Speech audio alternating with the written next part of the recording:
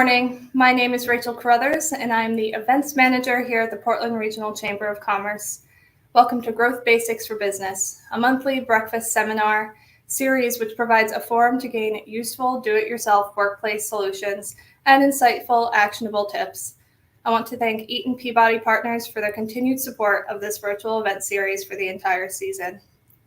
Today's topic, the client experience, is presented by Will Wohler, business coach at willwohler.com and owner photographer of Wohler & Co.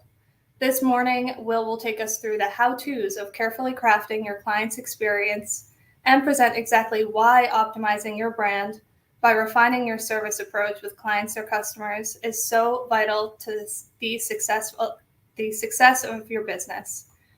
Like all the Chamber's virtual signature events, today's presentation is free and is being recorded.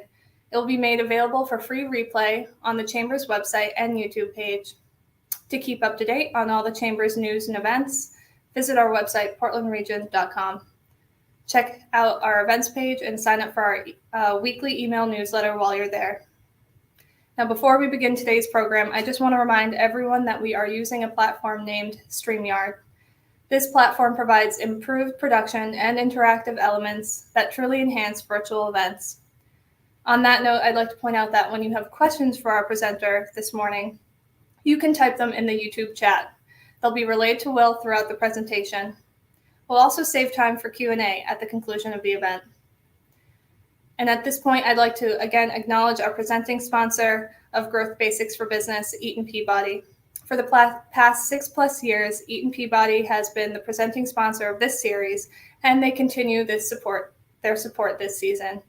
Eaton Peabody is a full-service, Maine-based law firm with nearly 50 attorneys serving Maine clients from offices in Augusta, Bangor, Ellsworth, and Portland. They assist companies of all sizes in a variety of industries. So whether you're an established financial institution or a small business taking the first steps, they can help you with all your legal needs. To learn more about the services that they provide and the industries that they serve, please visit their website, eatonpeabody.com. Also be sure to follow them on Facebook or LinkedIn to stay up to date on legal updates and future presentations. Now, before we begin today, I'd like to give you a little bit more information about Will, our presenter. We're proud to say that we've worked with Will for more than 5 years. He is a pillar here at the Portland Regional Chamber of Commerce, providing us with beautiful coverage of many of our signature events, including Eggs and Issues, Kegs and Issues, and Imagine Portland. He's found his niche, however, in portrait photography, working with many members of the Chamber and businesses throughout the region to help them connect with their clients and customers through an authentic representation of who they are and what they do. Will is owner-photographer of Wohler & Co., and through being a business owner himself, he has become adept at the operations and logistics side of running a business. It feels only natural that through melding his creative and business experience together, he is able to provide others with guidance as a business coach through willwohler.com. Lived experience in refining his own business practices has inspired Will to pull from the successful systems he has developed along the way to coach others in the art of branding and streamlining their business. Now that you've heard enough from me, Will, I'll hand the mic over to you. Take it away. Thank you, Rachel, and good morning, everyone. Excuse me. Hope everybody has coffee, drinks, something, maybe a little notepad to write some notes down if you have any. I do want to encourage people to put comments, questions anytime throughout the presentation. We will be stopping a few times to go over some of those questions. So there will be time to go over that. If we don't get to them right away, just keep putting them in and I'll see them and we'll get through them. I want to give a little bit more info about my background. Yes, I am a business owner. Never thought I'd be a business owner, self-employed, but it fits my personality, fits my lifestyle, and it's been great for me. I have a music education degree, so I taught music for a few years in the Portland area, and also was working retail at the time, worked my way up from a summer help all the way up through store manager in a retail store here in the Old Port. And that provided a lot of experience in dealing with customers and client experience and training in sales and that sort of thing.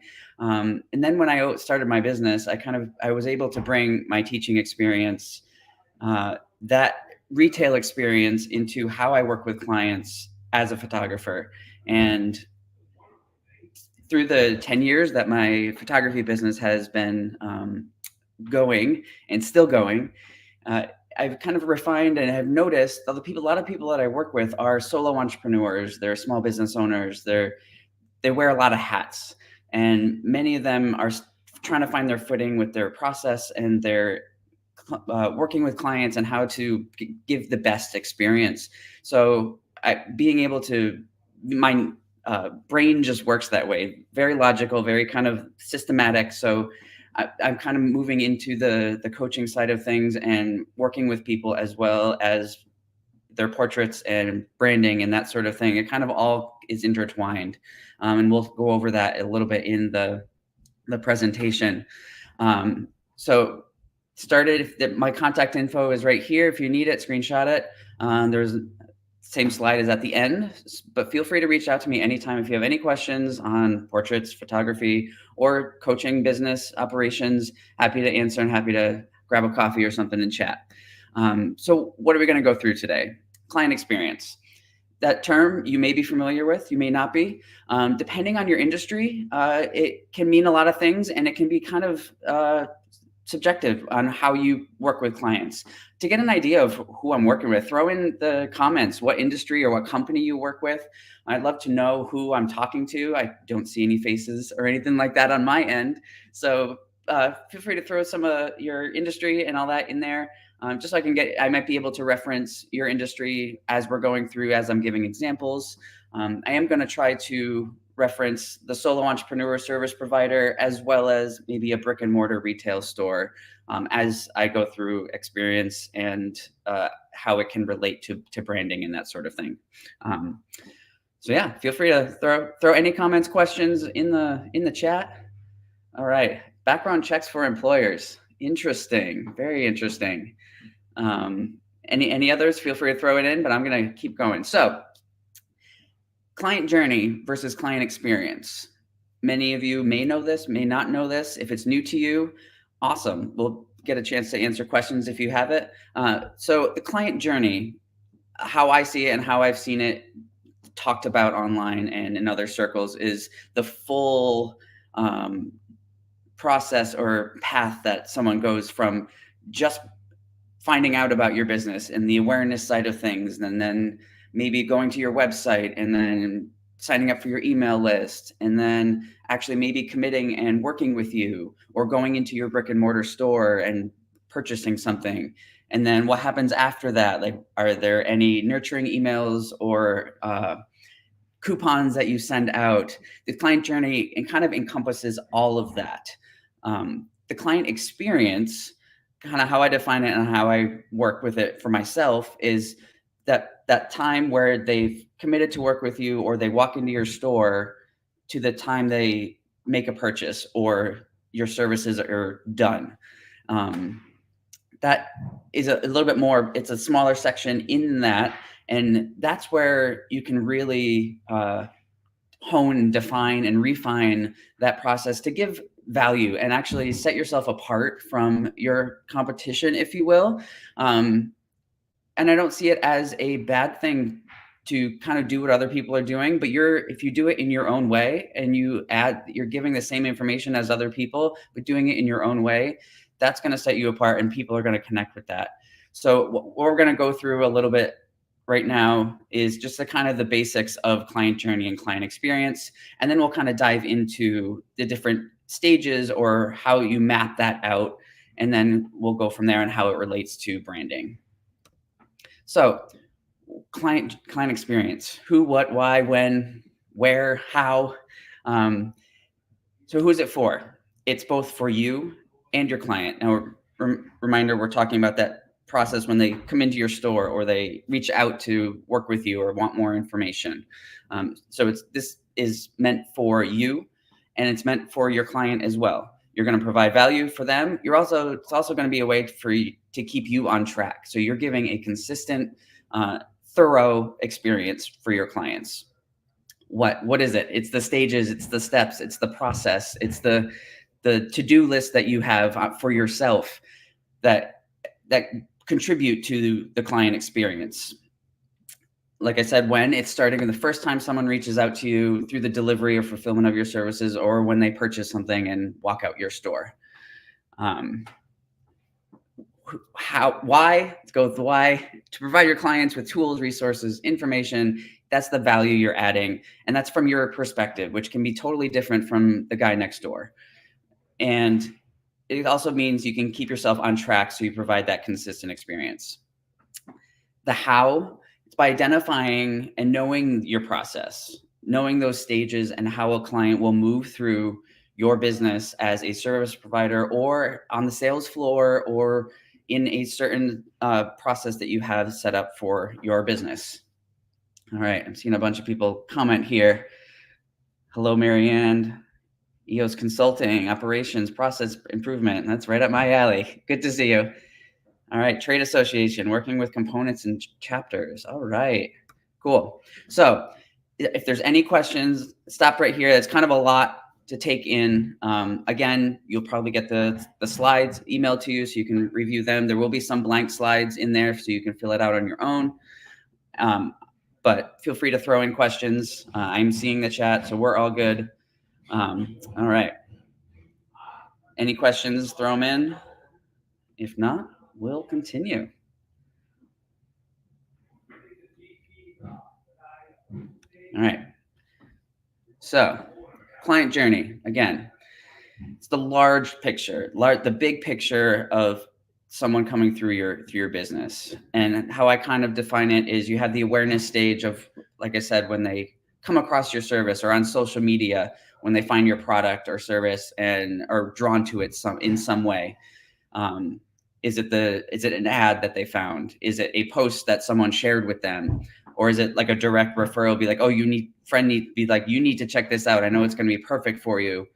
So that's kind of the awareness part of things when they become aware. And that is, I would consider part of marketing. So that's how you get your name out there. That's the networking, the nurture campaigns to get people to buy from you, the sales process, funnels, if you will.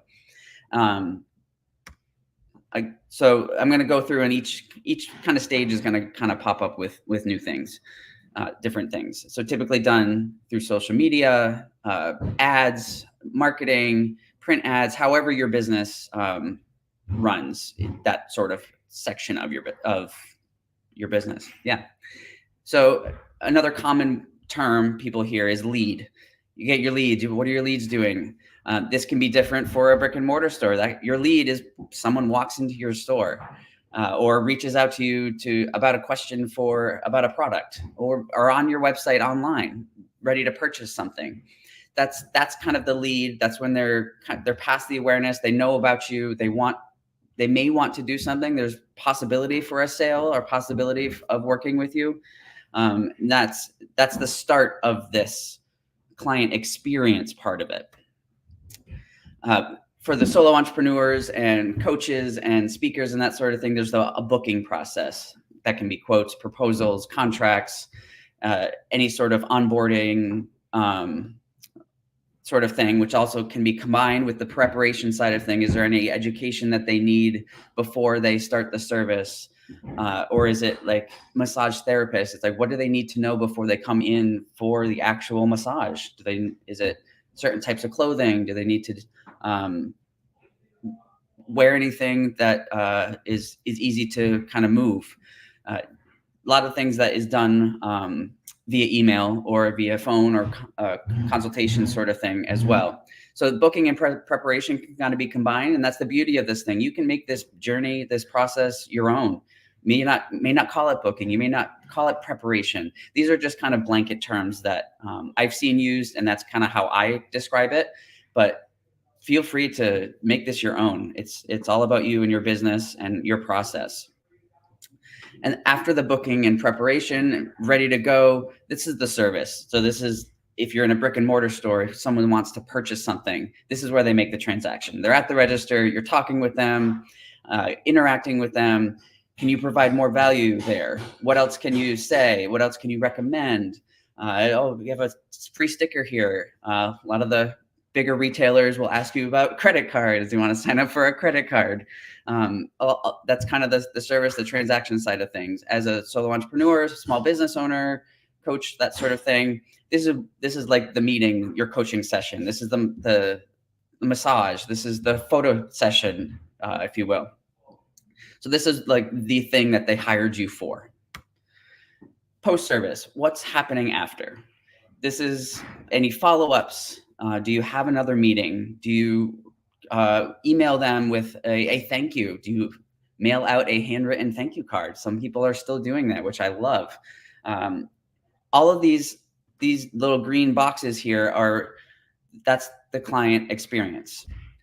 And then retention, again, that's kind of part of the marketing side of things. Social media, it's done through social media, email, that sort of thing. That's another class in and of itself. The awareness and retention are kind of that can be their own thing. We can spend hours on that as well.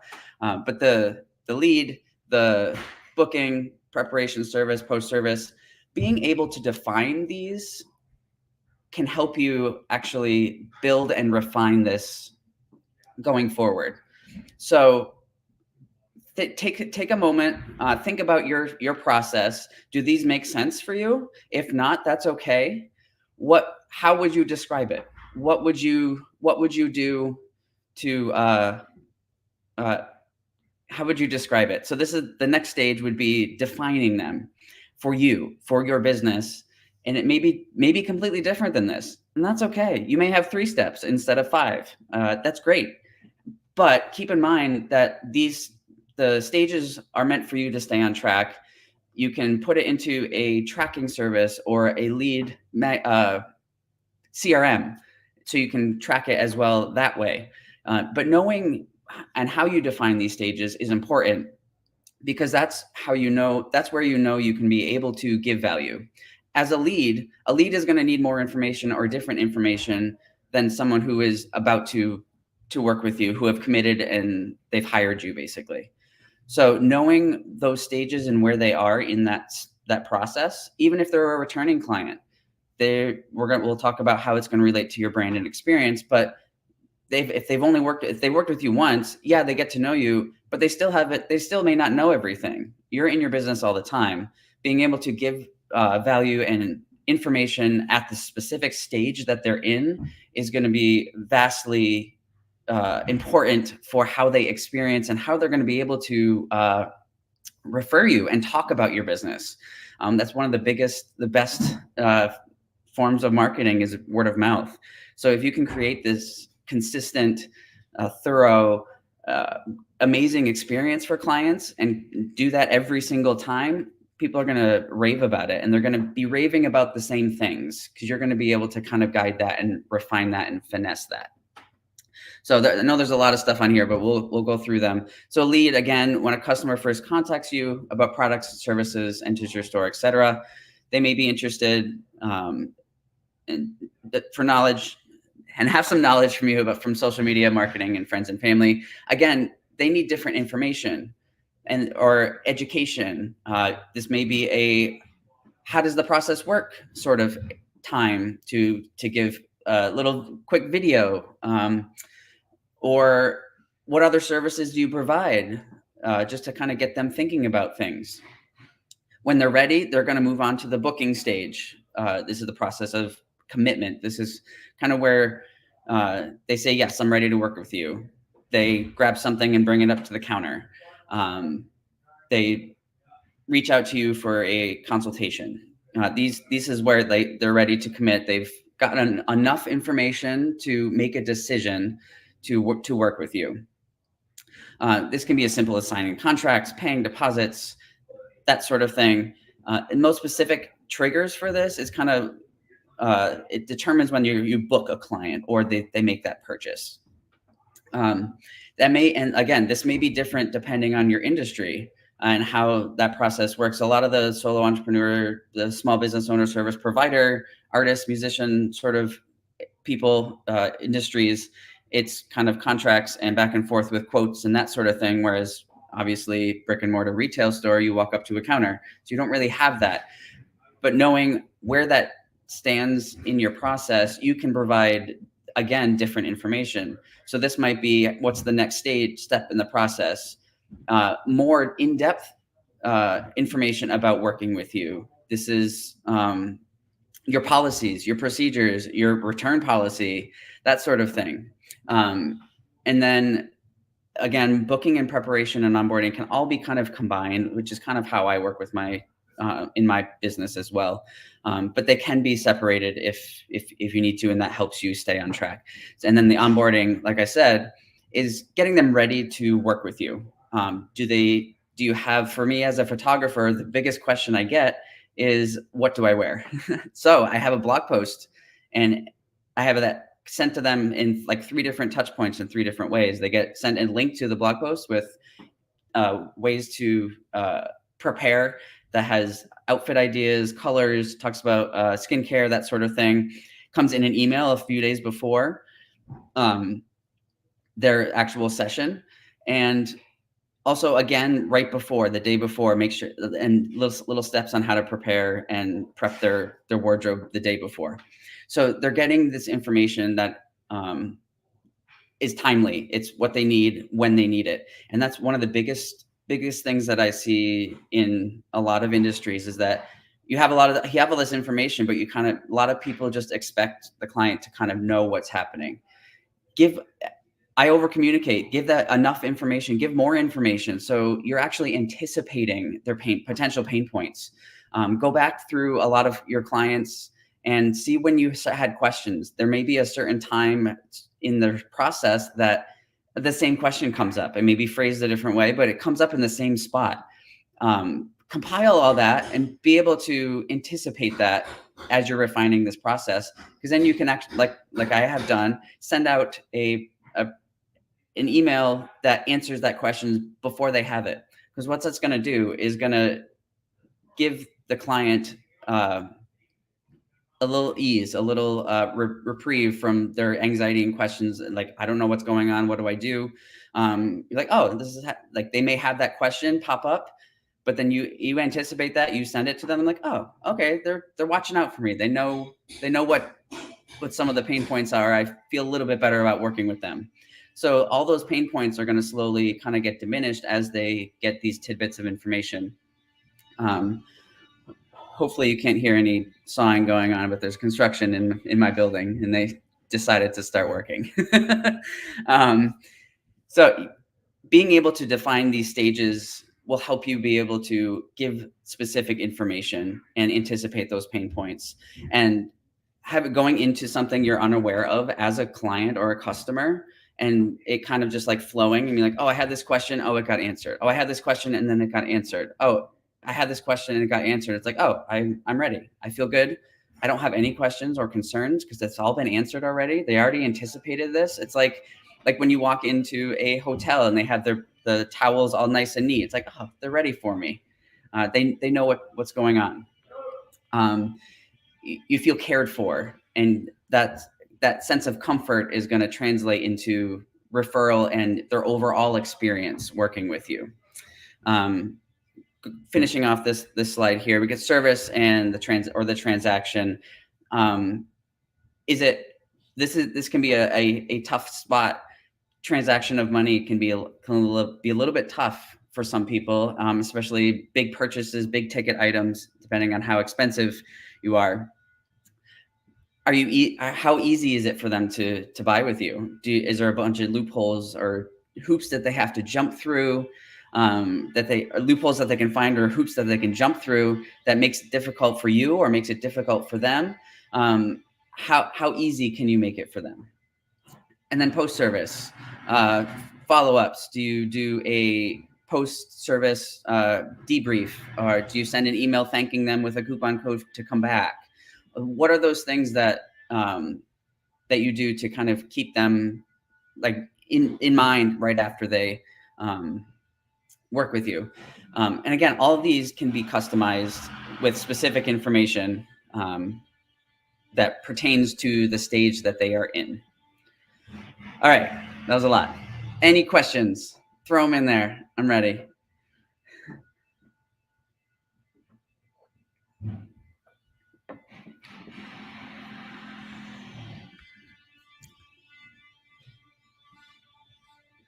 Nothing?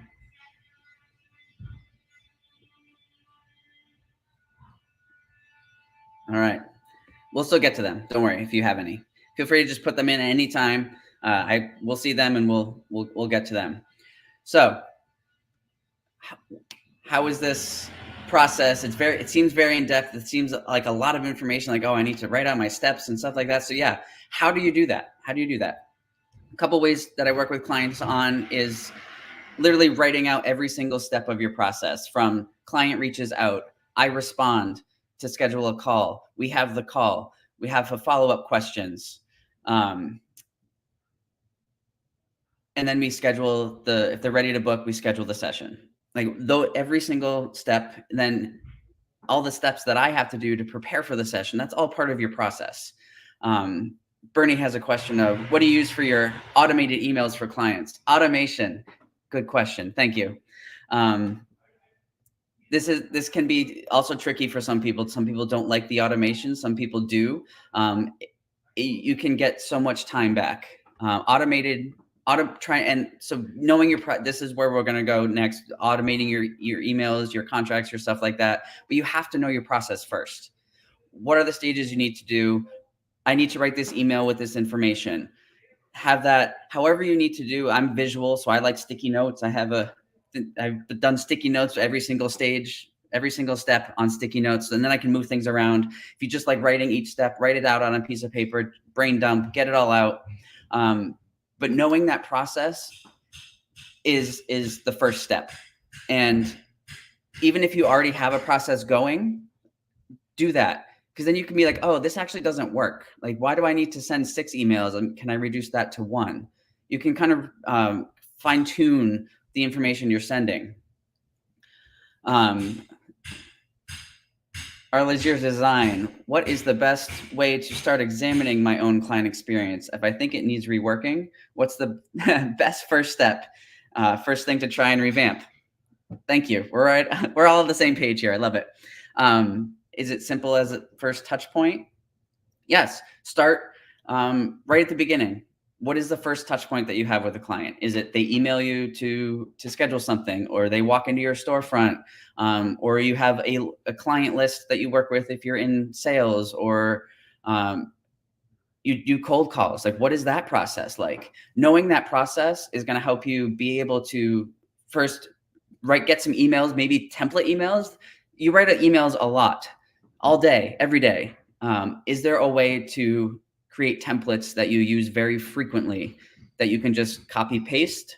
Or if you have a CRM that creates templates that can pull specific information about a client, that's the best. The question was about automated emails. I use a CRM called 17 Hats. It's meant for solo entrepreneurs, service providers, craftsmen, coaches, that sort of thing. It has workflows that can automatically send specific emails. It can pull information about the client or the project you're working with, and put it into the email as tokens. So you have a project token about the project time. So say, oh, reminder emails. That's a very common one to automate and templatize. Is, oh, your session is coming up tomorrow. Here's here's things to remember or keep in mind. Show up at this time, maybe 5 minutes early, so you can find parking and that sort of thing. That you say that every single time. You don't have to write that every single time. Save yourself a few minutes. All those few minutes of not writing an email is going to compound, and you can work in your business somewhere else. So knowing that process is going to be that first step. And then if you already know your stages, great. If not, just make a giant list, and then you can be able to kind of chunk. Be like, oh, this is the lead section. Oh, actually they committed to booking. What is your booking stage? Then you can start categorizing and defining those stages for yourself. And then you can track and stuff like that. Is it tedious? Yes, it can be. Is it going to be worth it? Yes, for you and your client, because you're going to be able to give that information to your client. They're going to feel cared for. They're going to want to come back, and they're going to be able to refer people about the experience because it was great. They didn't have to worry about anything. They felt taken care of. For you, you're tracking yourself. You're like, oh, I just check this off, check this off, check this off, done. This email is going to get sent out with this information. The client will be prepared. You can still do your manual email send as well if you need to. Like, don't feel like you need to completely go automated. But if you write those emails, it's going to come from you as well.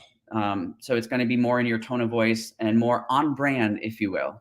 So again, here's a map of the client experience and how you can kind of define those different stages. So you have the lead. It's like, how do they sign up for a lead magnet or a freebie? Do you schedule a call? Like, what are some things, some ways that you can categorize the stages? Feel free to screenshot this. You'll get the slides. Again, awareness and retention won't really focus on that as much. And here's a blank one for you. Screenshot it if you want. Start writing this stuff down. And questions, brain dump, anything. There's a quick question from Marianne, which is actually a good time for this. How many times have you reworked your own process through the 10 years of business ownership? How many times? I don't think it ever ends. I'm constantly thinking and tweaking and refining. And it may just be refining one email as I'm working the way I word something, or the information that I give is different, or it may be refined even more. So it's constant. It's kind of a constant thing. But it took about a year to get the process down, the base process. And now it's just kind of refining as I'm going. There are times where you work with clients and it's like, nope, this process didn't work. So you have to go around your process, and that's okay. That's totally fine. But if you frequently have to do that, it may be time to kind of refine the overall process that you use for every client. Everyone works a little bit differently. Some people are visual. Some people are take it all in through conversing and talking and interacting. So knowing that kind of about your client, you can give them a bunch of different ways to take in and absorb the information. But like I said, if something you keep exiting your process to tweak something multiple different clients, that's a sign that you may need to kind of refine that and make that more solid in your process. But it's kind of going, and you may try something and it doesn't work, and then you kind of rework it, or you want to you write a blog post, so you have more information that you want to give at a certain stage. You put that in there, and it's amazing, and people love it, and people respond. You get a lot of feedback about it. Great, keep that in there, and maybe that'll give you inspiration to give more information in the booking stage. Like, what else can you give to help them feel cared for? Great questions. Thank you, everyone. So why is all this important? Because this is your brand. And that's different than branding. How I define branding is your colors, your logos, your website, your design elements, the visual side of that represents your brand. That's the Nike swoop. That's the logos. That's colors and fonts that people use. But all of that is influence from your brand, which is the experience. It's perception others have of the services, products, experiences, interactions that they have with your business. That's how the quote I've probably heard, people don't remember. What is that? I forgot it. Just lost it. I believe it's Maya Angelou. They remember how you make them feel. They don't remember what you do. They remember how they make you feel. That's very much branding, and it's a personal thing. People are attracted to certain ways that businesses run and interact, and how they speak, and it can influence your branding, and also influence how you serve your clients. Do you give a lot of information? Would much rather have an in-person meeting versus a phone call? How do you work? How you work is your brand, and how that's going to influence that experience that you're crafting for your clients. So a little exercise. When was the last time you had an amazing experience with a company or business? A lot of times people ask when you had a worse time that you can learn from. I don't think you can learn from bad experiences, but you can also learn more from the amazing experiences. Did they provide the right information when you need it? Did you feel prepared? How did they wow you? And that's one of the biggest things. It's like, what did they do? What was the thing that they did? You may not know, but what was it? What triggered this like, oh, wow moment? Did they anticipate pain points? And then how can you bring that into your client or customer experience? I just read a book, Unreasonable Hospitality by Will, can't remember his last name, but he brought a restaurant from 3 stars up to 5 stars and created this massive following.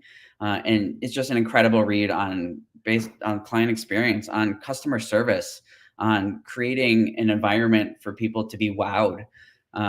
So how can you set apart your experience? And it, like, if it's an industry that's not the most fun and glitzy and glammy, like maybe insurance or something like that, what are those touch points?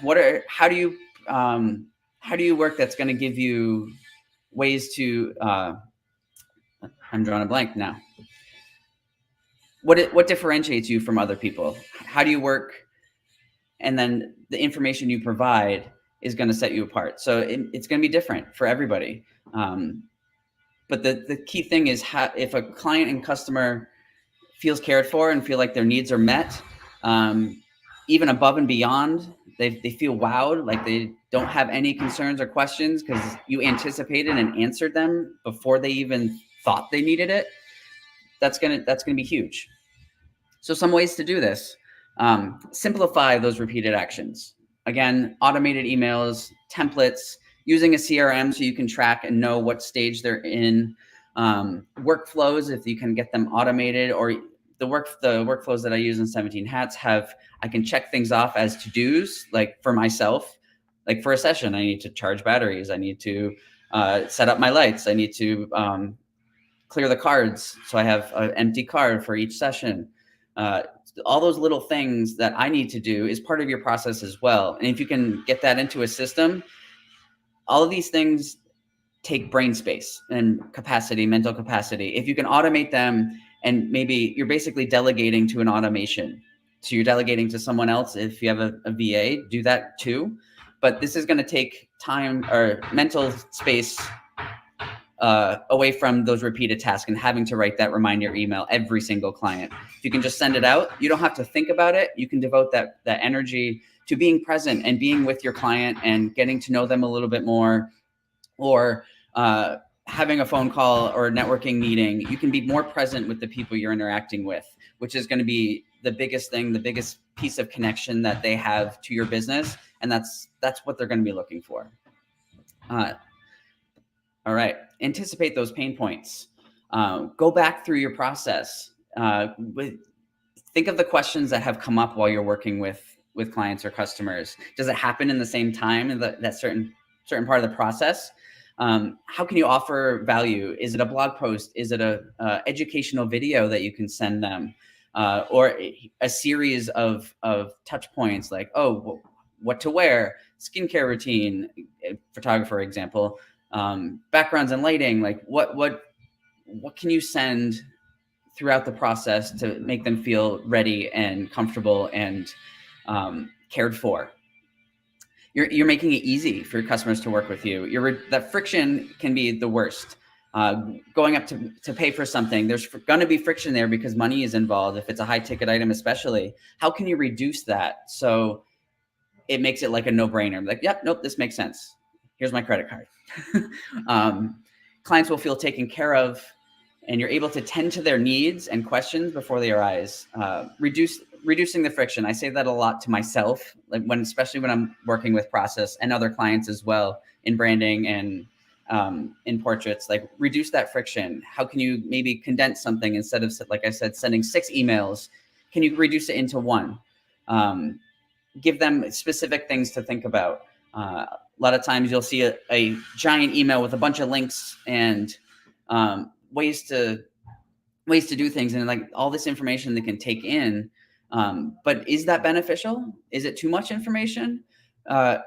Being able to kind of understand your clients and your ideal client can guide you in how you deliver the information.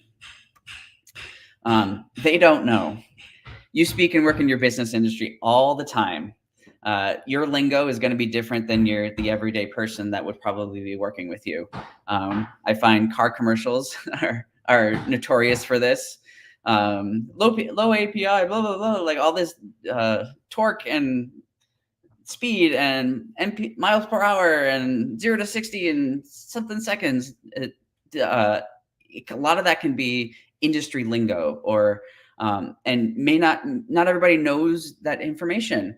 One way to kind of gear it towards your clientele is simplify it. Use common language that isn't industry specific, or give them why. Like, oh, what all this torque? Like, what does that mean to them? Explain it in a more comprehensible way that a client will understand. Because as a photographer, we have settings and technology and technical things that we know as photographers, the client may not completely comprehend. An example would be, oh, I'm going to photograph you at 1/200th of a second at ISO 300 and at f2.8. How many of you know what that means? So I don't really talk with clients like that unless they're a photographer and can understand that, and that's kind of the purpose of it. F2.8, f1.8. Why am I'm doing that? Because it's going to blur out the background. And it's going to make your face more prominent and in focus, and it's going to draw the viewer into your face, which is the purpose of a portrait. That's the reason why. They don't need to know that it's 1.8 and the glass and the lens is doing the refracting and all that stuff. They don't need to know that. All they want to know is what's going to benefit them. So how can you phrase things and how can you rewrite things that's going to be easy for them to understand and pertain to them working with you or using your product in a layman's terms, if you will, keeping it simple. So questions, feel free to throw them in there. There's had some great ones that kind of anticipated what I was going with you. I've anticipated your questions, but you beat me with them. So I want to thank you for joining me. I hope you got a lot of information. Feel free to reach out about headshots, portraits. You have my information right here. Business coach, I am offering a few different things in terms of refining the client experience, also in developing your brand. Like let's talk through and get your brand going. If you have a side hustle and you work 9 to 5, but have a little side hustle, knitting or crocheting, or you're a massage therapist or yoga teacher, you can still develop all that stuff. And that's a lot of the clients that I work with. So all of this can be kind of connected to develop this brand and experience for your clients. So I hope this was beneficial, and feel free to put more questions in the chat. Happy to answer more.